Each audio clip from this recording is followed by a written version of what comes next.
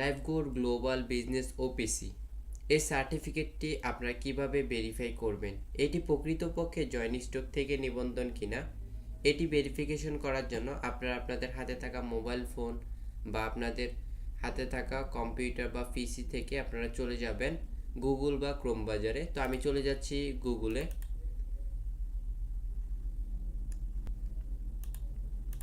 চলে আসার পর আপনারা এখানে সার্চ বারে বা টাইটেল বারে টাইপ করবেন কোম্পানি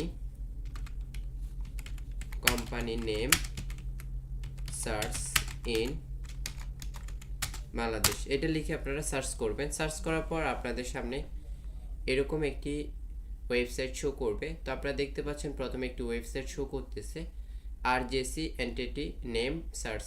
আপনারা প্রথমে যে ওয়েবসাইটটি রয়েছে এই ওয়েবসাইটে ক্লিক করবেন। ক্লিক করে দেওয়ার পর আপনাদের সামনে এরকম একটি ইন্টারফেস চলে আসবে।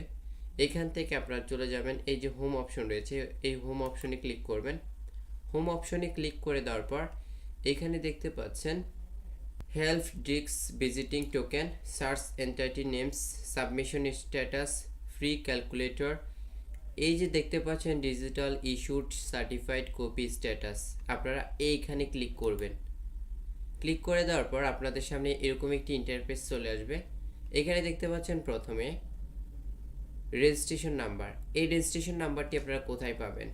এই যে এখানে দেখতে পাচ্ছেন CH দিয়ে 16003, এটা হচ্ছে রেজিস্ট্রেশন নাম্বার। তো আপনারা এখানে রেজিস্ট্রেশন নাম্বারটি বসিয়ে দিবেন। এরপর রয়েছে ইস্যু নাম্বার, এখানে আপনারা ইস্যু নাম্বারটি বসিয়ে দিবেন। ইস্যু নাম্বারটি কোথায় পাবেন? আবারও এখানে চলে আসবেন। আসার পর এই যে উপরে দেখতে পাচ্ছেন ইস্যু নাম্বার 461986, এখানে আপনারা আবারও সেমভাবে এখানে ইস্যু নাম্বারটি দিয়ে দিবেন। তো আমি দিয়ে দিচ্ছি। এরপর ইস্যু ডেট, এখানে আপনারা ইস্যুর যে ডেটটি রয়েছে সেটি দিবেন। এই ইস্যু ডেটটি কোথায় পাবেন? এখানে চলে আসবেন আবারও।